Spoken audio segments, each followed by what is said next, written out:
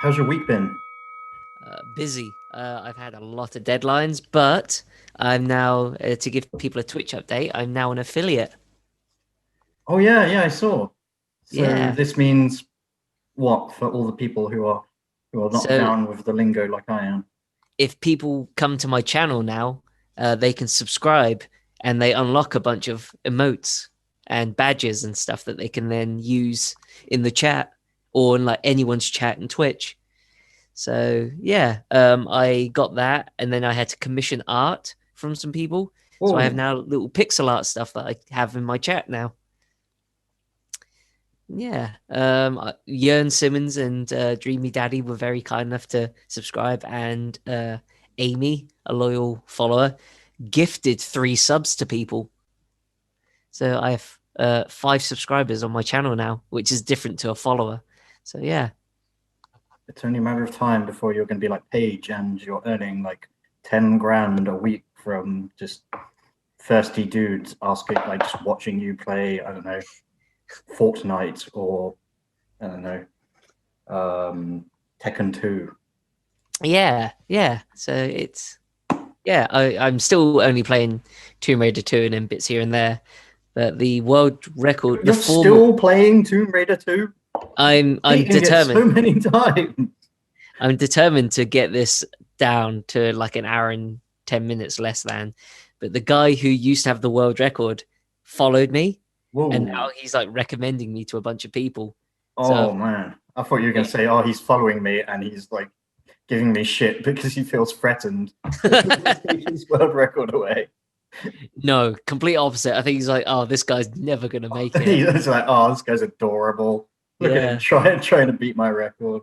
Never He gonna happen." was he was super kind enough to like offer me advice when I failed glitches.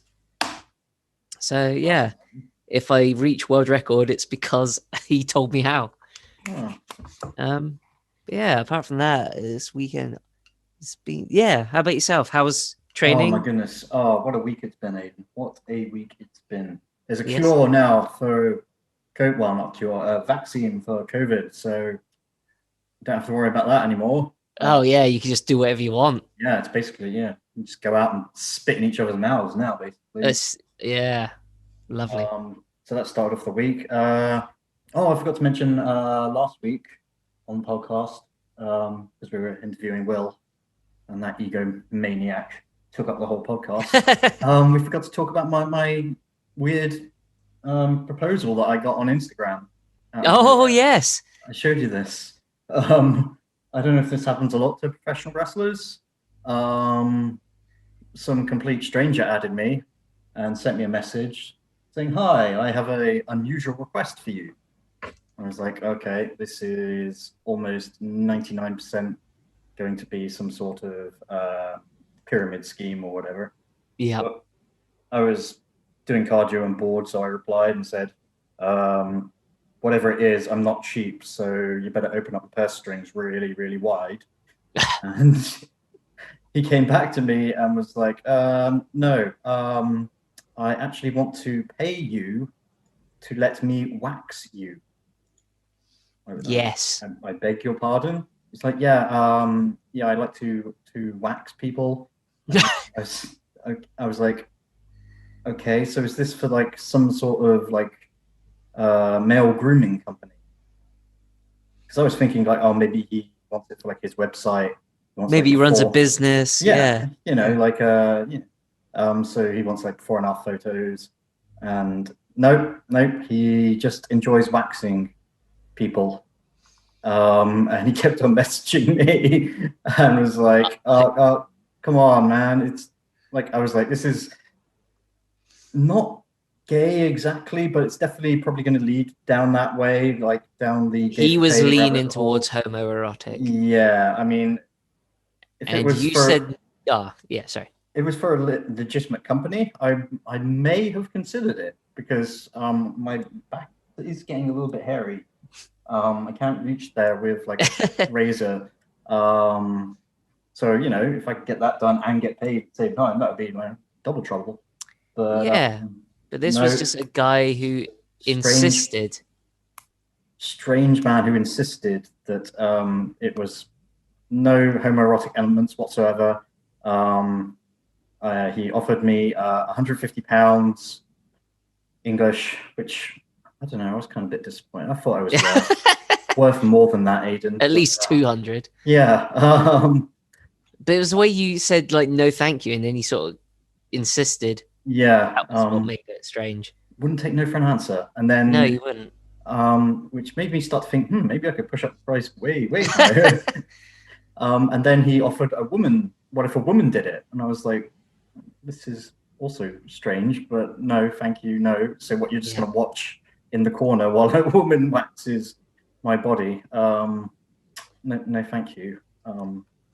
So yeah, very strange experience. I don't know if that's a common thing for professional wrestlers. I get all kinds of weird requests. I can only imagine what female professional wrestlers get. I've heard some crazy stories from female wrestlers. Can you imagine like Alexa Bliss's her DMs must be, yeah. Oh my goodness. I know Awesome Kong used to get a bunch. She's talked about that in the past. Really? What kind of stuff did she get? Like people wanting her to just lay on them or sit on them. Just lay. That's even easier than my one. Like, I know. They were like, oh, nothing sexual. I just want you to lay on top of me. Fully clothed. Like... we just, yeah. The first thing out of their mouths is always, it's nothing sexual, but... yeah. They're just insistent that, yeah. Yeah, I'm sure stuff like that happens. Like, the only weird thing it's not even weird. Like, I get, like, people every now and then going, we want to help you promote your social media presence. That's the weirdest thing I've ever gotten on my Instagram. So consider like yourself bot thing that you're probably gonna have to pay into, and it like spams your Instagram profile to a bunch of yeah. That was strange. But no follow up from him this week. Nope. Cool. No. Well, he's finally taken no for an answer, so that's a good sign. Yeah. So that was and then another weekend wrestling training, not non-contact again. Mm-hmm. Oh man, and we were talking. It's like so hard to get motivated for non-contact training sessions. Oh yeah. It's like getting motivated to do cardio. Never happens. But once you get there and you get into it, you're like, that wasn't so bad. I probably needed that, and just getting ring time is great. It's you really take it for granted, especially when you consider how many other wrestling trainees just probably haven't trained since the first lockdown. Yeah. We're very, very fortunate that we're even able to do that. So I shouldn't complain. So yeah, that was a really it's a brutal session as well. It was absolutely brutal. Probably one of the hardest non-contact sessions I've done. We did a minute of rope running followed by a minute promo. And promo. Yeah, Andy, he's not like, you can't just jog the ropes gently. No. You have to absolutely throw yourselves at the ropes. You have to attack the ropes. Attack the ropes, and just you're dead at the end, and then you have to cut a minute promo off the top of your head. No, I'm good. And the topic being how much you're looking forward to Christmas was the that classic promo. Yeah. Let me tell you something, brother. Ho, ho, ho. You remember all those Christmas promos that Ric Flair did? They were legendary. Yeah. The Survivor Series, they used to do Thanksgiving promos, so I guess it's not completely out of the blue. Yeah, I'm trying to think. Are there any there wasn't really any Christmas themed. I mean, they occasionally do a Raw just before Christmas. I think it's usually pre-taped, where they do kind of Christmas-esque. I remember that time Alberto Del Rio ran over Santa Claus. Oh, okay. He had to fight John Cena. I remember when they were doing they were singing "We Wish You a Merry Christmas" all as a group. Yeah. CM Punk and Paul Heyman are the only two they're not singing. It's so cringy. Yeah, that was bad. Yeah, Christmas and wrestling don't really mix well. I can't think of I remember Santa Claus coming out once and Stone Cold giving him a stunner, or Yeah. Mick Foley coming out drinking Santa Claus maybe once, or just things like that. It was always, yeah, it was never really a theme. It's not like the Thanksgiving episodes where there was a big thing around it. Yeah, Thanksgiving episodes is, I don't know, there's always a big table of food and somebody's face gets put in a pumpkin pie. Oh, and there's food everywhere. And Yeah, or Gobbledygooker Gobbledygooker, comes yeah. out, strips, and it turns out it's Maurice, and you're like, yeah. Yeah. I remember that one, Attack of Melina. Oh, do you remember one of Kane's old gimmicks was the Christmas creature? Do you know this? Yes. Yep. The green Power Ranger looking dude. I'm not really sure how that was supposed to work the rest of the year. I don't think they thought that far ahead. Was he supposed to be like, oh, he's a heel because he reminds everyone of Christmas when it's March? He'd be like the Easter attacker, or the summer slaughterer, or autumn annihilator, the Halloween haunter, hoodlum, yeah, and then just go back to Christmas creature. Unlimited. Yeah, Christmas and wrestling don't really mix. No. I'm glad of that. I want my Christmas separate from my wrestling, please. Don't want to be mixing the two. Well, it's like a time off from wrestling, really, isn't it? Yeah. Like, well, not that time when WWE made its superstars like wrestle. Were they wrestling on Christmas Day, or it might have been Boxing Day? Either way, they couldn't go home to their family. Oh, really? Yeah, there was a big controversy about it. Great. It was a couple of years ago now, but yeah. Yeah. So you said we had topics for this. You messaged me saying, "Oh, do you have anything that you're planning topic-wise?" And I messaged you back saying, like, you know me, Aiden. I never. You know how well I plan for these things. Yeah. Yeah. I don't know why I thought of this, but I was driving home the other day, and it just came into my head. So it's a game, but it's not competitive in any way, so you don't have to worry. Oh. It's just more like I'm just curious to see what. So the idea is one of us names a wrestler, and then the other person names the first match that comes to mind when they hear that wrestler's name. Oh, okay. So kind of like a word association or wrestler association sort of thing. Oh, okay. This is going to be great if you start naming New Japan guys, because I can be like, oh yeah, Tanahashi, yeah, that time he fought, I don't know, Stan Hansen. I was going to say Christopher Daniels on one episode of TNA. Did that actually happen? Must have. Wow. I've seen Tanahashi appear in TNA, yeah. There was a whole Tokyo Dome show that was essentially TNA versus New Japan guys. Really? Yeah, they had a big sort of deal going back and forth, yeah. See, I feel that would have been a big deal now, but I don't even... Yeah, there was like... Yeah, there was some good... It was like Christian had a Tokyo Dome match, and yeah. But anyway, that's not... Yeah, so it would be like if I said to you... It doesn't have to be like your favorite match. It doesn't have to be your least favorite match. Just what is the first match that comes to mind when you hear the name? Cool. Do you or even feud? So yeah, whatever comes to mind, or segment or whatever. Yeah. Do you have a list of wrestlers there? No, I thought we were just going to go back and forth. So like, I'll name one, you name one, and then just see how it goes. That sounds like a good idea. Just let me Google random wrestler name generator, because I'm not going to be able to name. It's that thing where you like somebody asks you to think of anything, like it could be random. You can't think of anything. Yep. Did you ever play that game? I don't know, Scribblenauts. Yes. Where you could basically conjure up anything in the world, and it would appear in the game. You'd like type it in, and it would appear in the game, and like you always end up typing in the same 10 things because you just can't think of anything else. Yeah, like hammer or gun or bomb. Yeah. But it'd be like, oh, there's literally 10, 100 billion thousand things you can create. No, I'll go for my hammering gun, thank you.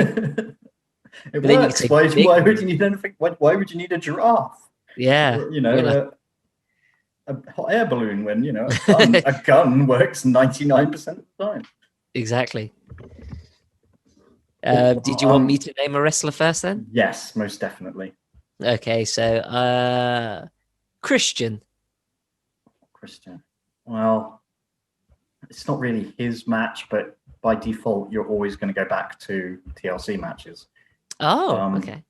because he was one of the TLC 6, Mhm. which being Edge and Christian, the Dudleys, and Matt and Jeff Hardy. Although saying that, Christian, can you think of any spots Christian actually did in that match? I think of like all of the spots, and they're all, the main ones are Edge, Jeff Hardy, obviously, Mhm. Matt Hardy a little bit, Bubba Ray Dudley a little bit, and then Bubba like Ray always gave moves. I don't remember Bubba Ray taking many. yeah, the only one I can Um, remember, but well, it's mostly Bubba Ray falling off a ladder rather than taking moves. Yeah, like Christian's spot in those matches, he always did the crotching himself on the ropes. Yeah, he loved a bit of crotching, didn't he? It's easier than taking a bump, I guess, straight from it. Yeah. I remember he did an awesome reverse DDT from the top of one of the ladders once. Yeah, I definitely remember that. Did he ever do he must have done the Impaler, or I'm prettier, from the top of the ladder. That kind of speaks for itself. Like, that'd be the first move you'd try off the ladder. Maybe. Finisher. What do you think of that finishing move? Like, some people hate it and some people love it. I think it's cool because Yeah, you're dropping them right on their face and they can't protect it. yeah. But I some think people some say it's hokey, like, oh, it's so easy to get out of, and yeah, it looks. I mean, it kind of is, but like all moves are. If you're creative enough, you can think of a cool. I think some people don't like it because Michelle McCool used it as Oh, the really? face breaker. Didn't she also use the Styles Clash as well? Yeah. Is that what I'm thinking of? Face breaker. Or she must have used. She might use both, or is it Kelly using them? I know If you're going to quiz me on Michelle McCool's moveset, there was a diva that took it and called it something else, and people were like, "Oh no, that's not a cool move anymore." I know Nunzio used it in ECW. Okay, yeah, I think it's a cool move. Yeah.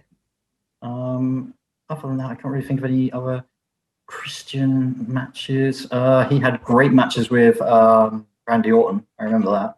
They had a series of really, really good matches, but they always ended like really lamely, like Christian kicking Randy Orton in the balls. And I think that's how he won his second world title, actually. There's a stipulation that if he got disqualified, he'd win the title or something. Or if Randy Orton got himself DQ'd. Yeah, so Christian it's a good story. Like, Christian spends a whole match trying to get himself DQ'd and eventually does, but it's an anticlimactic way to win the world title. Yeah. Yeah. I just remember there was that one where there was the stairs in a really awkward place, and he did like a springboard nothing and landed in an RKO on the stairs. Oh. And I was like, huh, okay. Well, and that was like the month after he won it. I'm not a fan of the springboard. I'm not a fan of the top rope nothing or the springboard nothing. If a wrestler doesn't like do like a crossbody or a double axe handle or something that looks like a nothing, it looks really like you're just jumping into a move for no reason. You would never do this and actually hit the move. You're just, setting yourself up for it. There's the infamous Triple H double axe handle to someone on the floor, and they get their foot up, and he just wobbles around for like 10 days. Yeah. And you never see Triple H actually hit a double axe handle. No, when does he ever go to the top rope? No. Yeah, that's things I don't like, is when people go to the top rope when they never go to the top rope. Yeah. So any Christian matches you enjoyed other than those? Well, the first one that comes to mind when you say that is the Randy Orton match. I remember when he was part of the Un-Americans, he was cool. With Test and Lance Storm. Yes. And then they eventually brought in, I think, William Regal. They were all Canadians up till that point, I think. Oh, and then it just became an Evil Foreigners group. Yeah, pretty much. But yeah, that was the first one. Cool. I'm just going to put... I've got a random WWE wrestler generator. Oh, great. And the first name that's come up, Darren Young. Oh. Darren Young. Do you want me to press the button again and get a better name? Well, you have to say the SummerSlam Survivor Series match, don't you? I wouldn't be able to name any other matches that Darren Young has been in. So yeah, you could just say Nexus matches, but that's Was what he in the primetime players? Actually, Darren Young. Titus O'Neil, yeah.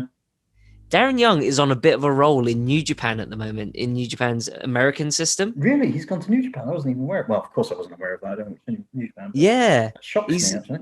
Like, he was announced because they've got like a America system they're trying to get off the ground. Yeah. And they brought in Darren Young, and a bunch of people like, oh, Darren Young, that guy from WWE Nexus who couldn't wrestle. Yeah, but every guy who's left WWE, you know, how many like guys, like, I don't know, Juice Robinson's a good example of people would have thought him going to New Japan. Oh, he's that, you know, guy who didn't even make it off NXT. And, yeah, you know, then he reinvented himself and made himself a big deal. So that cliche never holds true, in my opinion. No, but yeah, he is doing really well there. But yes, if you could click random, please. Okay. What we're going to get next, Gilbert? Or... Oh, it could be anybody. It could literally be anybody. All right, let's hit the randomizer button. Oh, this one's quite topical for right now, but I know you don't watch WWE currently. Okay. Jimmy Uso. An Uso match. Well, he's right in the mix on SmackDown right now. I don't know if you're aware. Feuding with Roman Reigns, or feuding and then siding with Roman Reigns. I haven't seen any of that stuff. So the Uso, have I seen an Uso? I must have seen an Usos match in like 2014. They're a fantastic tag team. See, the first thing that comes to my mind when you say Usos is WrestleMania pre-show, which I feel bad saying that, but they were every time I'd see a WrestleMania show, they were always on the pre-show. Yeah, wasn't it a stereotype that they always got bumped to the pre-show, like on multiple WrestleManias as well, I think. Yeah, so the first one that comes to mind is the WrestleMania 31, the big play button. Yeah. And it was them versus Kid and Cesaro and New Day, I think. I think it was a 3A. Part of me wants to say that the Matadors are in there as well. Yeah. But I'm not too sure. But yeah, I don't know. Again, I don't really know what to say about this. Well, the Usos recently have just come into their own. Probably the best thing that's recently come out of WWE is the Roman Reigns versus the Usos feud. It's mainly Jey Uso, actually, that's had the matches with Roman Reigns. Okay. So I think Jimmy was injured, but Jey cut an amazing promo on Roman Reigns because his thing was like, oh, Roman Reigns, everyone calls you the big dog. You're the champ. You're the WrestleMania main eventer. And people say to me, they come up to me and say, oh, which one of the Usos are you? It was phenomenal. And it's true. It's like one of these things. Like, yeah. Honestly, if I said Jimmy Uso or Jey Uso, would you be able to separate their matches? No, probably not. No, but I thought that was their gimmick at first, was they were the WWE at the time loved their twin gimmicks. Twin magic, yeah, like the Bellas, and yeah, they love a bit of twin magic. But yeah, that's kind of, for them, it must be a double-edged sword because, you know, you're always going to stand out as a tag team because you can do that twin magic thing, and you look, you know, you always look like a unified team, but at the same time, you're completely interchangeable, and it's really hard to separate yourself as single wrestlers. Mm-hmm. Yeah, if you like ask me to name a feud, though, yeah, I can't name a single. Did they feud with New Day? They feuded with. That was kind of a big deal. Yeah, no, I'm bad then. Oops. Okay, I'll go next then. Who should I think?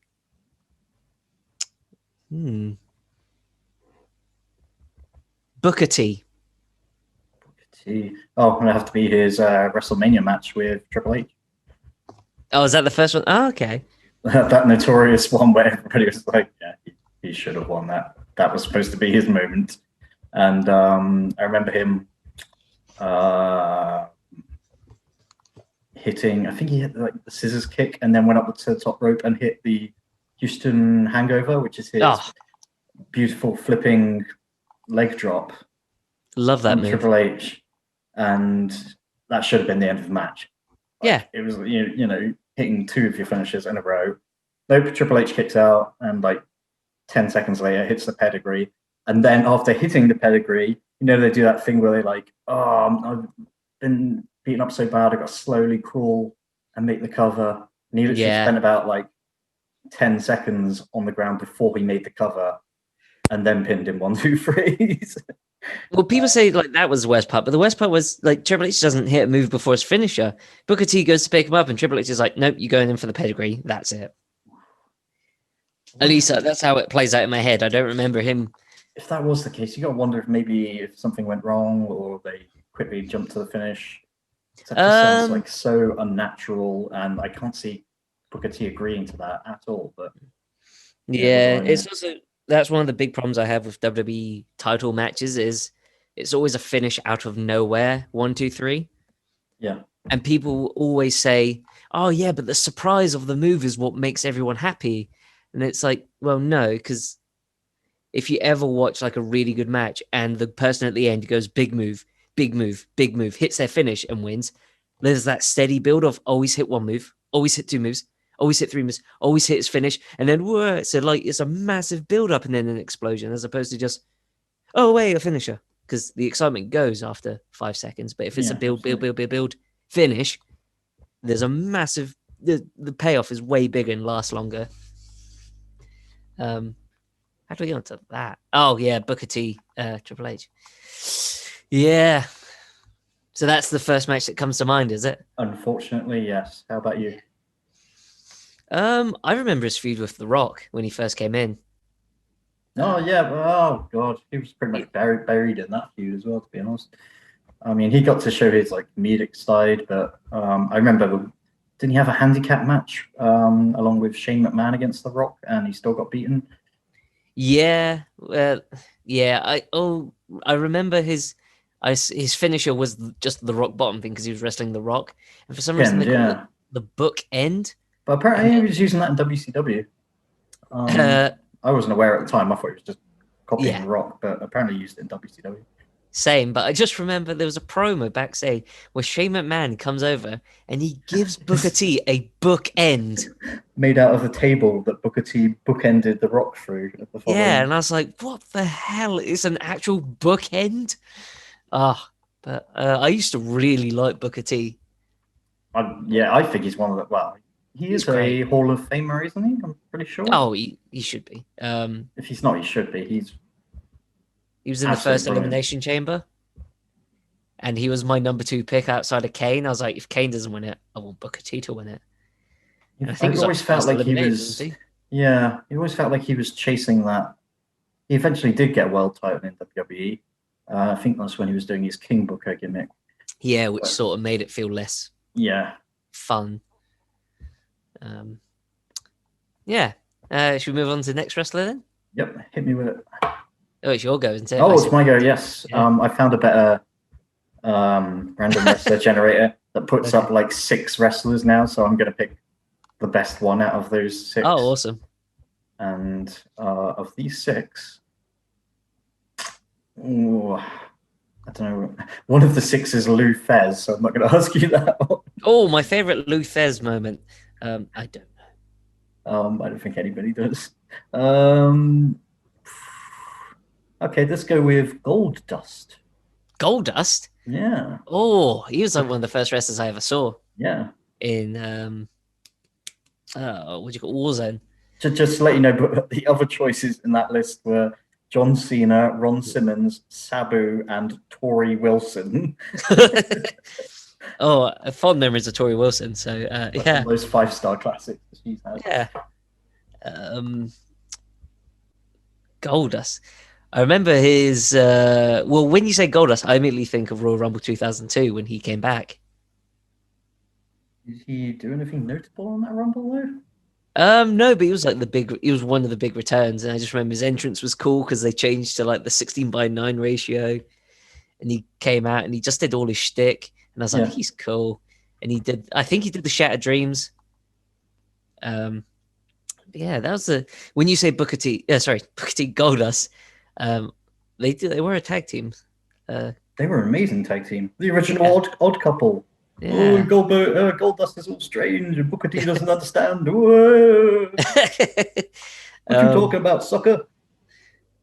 Yeah, few. I loved him in Stardust when they were wrestling the Shield, and they brought in Dusty. Yeah. Oh, yes, it was amazing. That was a great feud. Um, Just that image of like three of them walking down to the ring. yep. Can you imagine that, like with your dad, just Yeah. your dad and your brother, Yep. you know, walking down to the ring to face down the three hottest, wrestlers in the WWE at the time. Mm-hmm. I mean, And then Dusty takes off his belt. Yeah. I mean, I can't imagine that with my dad and my brother.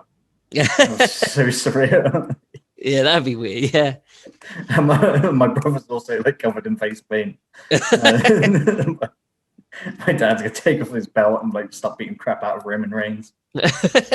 Real. I'm remembering right. Did Dusty take off his belt and then his trousers just started to drop, so he had to keep pulling them up? Don't know, but that sounds that sounds like something that would happen. Yeah. Oh god, amazing. Yeah, but Goldust is always one of those guys I really liked.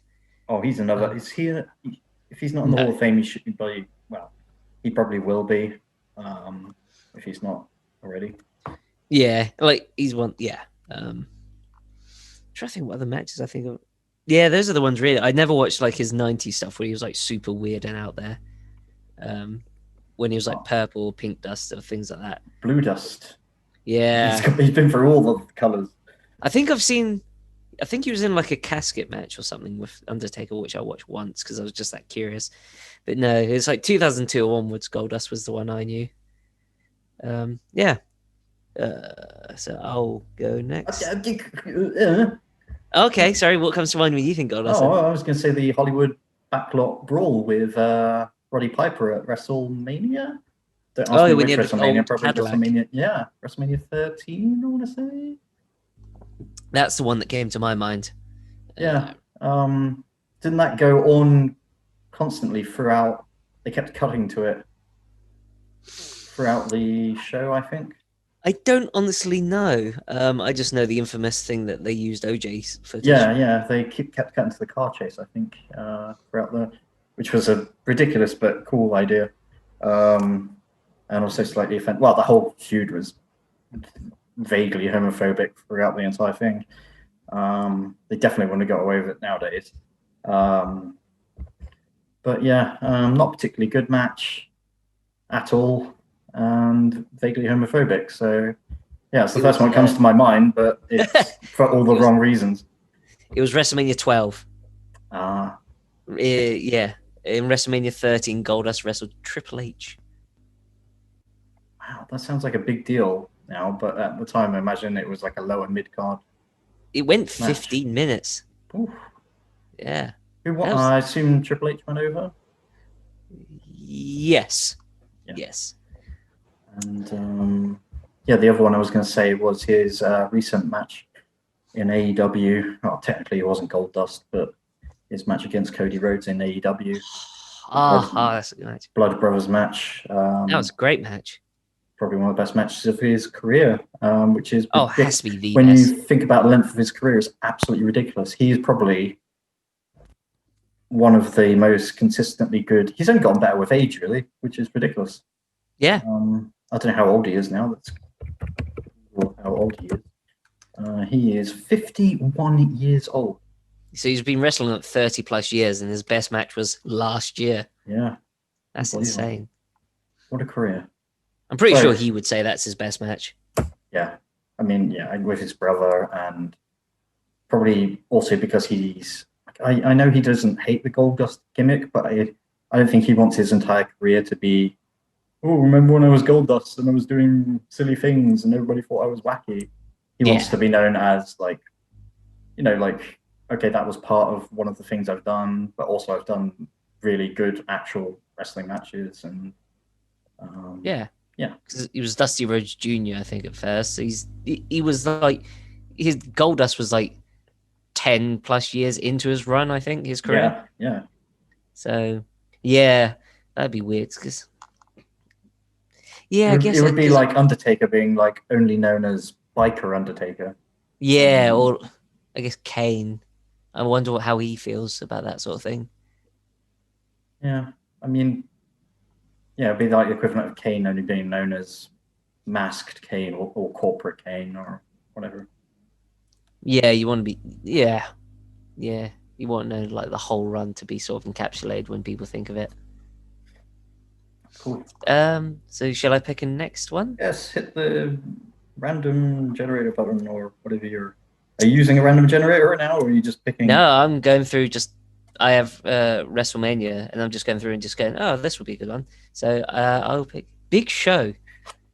Oh, honestly, his match with Floyd Mayweather, which Yeah, I consider to be the best celebrity match of all time. I mean, actually, if I think about it, it's probably been one or two better ones. But yeah,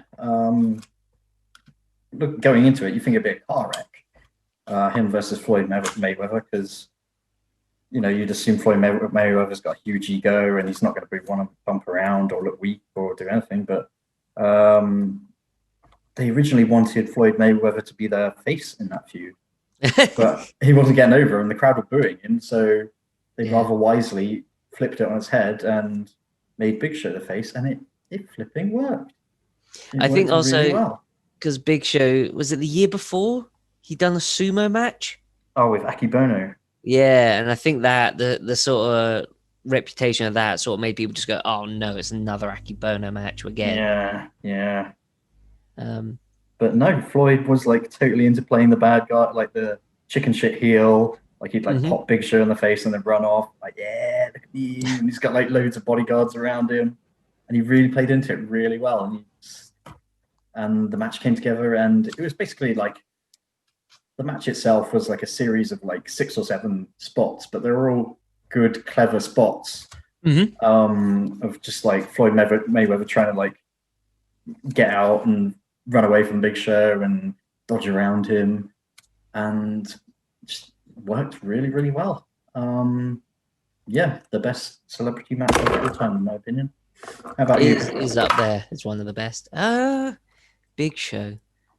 My mind always goes to his Survivor Series 2002 against Brock Lesnar when he was the first man to beat Brock. Yeah, it was a short but sweet match, in my opinion. I remember Brock suplexing him with ease and just being like, that was when I realized, like, oh my God, like this man is not human. Yeah. Being able to like overhead belly to belly suplex the Big Show. And just, I remember reading in Brock Lesnar's book, which is, I recommend heartily, not because it's a good book, but because it's just an entertaining book. And it's like the chapters are literally about 3 or 4 pages long. I was gonna say it's incredibly short. It's like 100 pages, isn't it? Yeah, you can imagine if Brock Lesnar wrote a book, he's not sticking around to write a lot of stuff down. But yeah, he's not going through hyperboles. He was telling a story about I don't know, the Big Show was annoyed with him or something. So he's basically sandbagging him for all the moves. Oh. And Brock was just like, screw this, I'm just going to pick you up and throw you anyway. And he did. And the Big Show was like, oh, don't throw me, I'll go over if you just, lighten up a bit. And so, yeah, even when the Big Show sandbags him, Brock Lesnar can just chuck him around the ring. It's just a freakish display of strength. And he'd get the Big Show up so easily up for the F5 as well. Yeah. Insane. Yeah, it was a good little match. I think, Big Show won with Heyman turning on Lesnar, and that was essentially Lesnar's face turn, I think, wasn't it? Yeah, I think he went out with injury because he had like something wrong. Yeah, I remember I know during the feud he had like his ribs taped up ribs. Yeah. I think he chokeslammed onto a chair as well, wasn't he? Which must have sucked if he did have hurt ribs. Oh, yeah. Yeah, that's the first one. Oh, either that or the really stupid giant chair. Yeah, that one TLC match.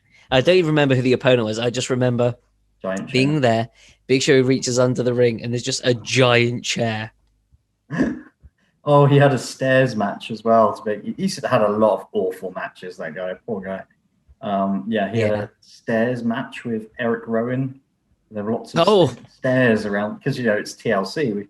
We've had tables matches, we've had ladders matches, we've had chairs matches. Now we're gonna have a stairs match. I think that happened because of a joke.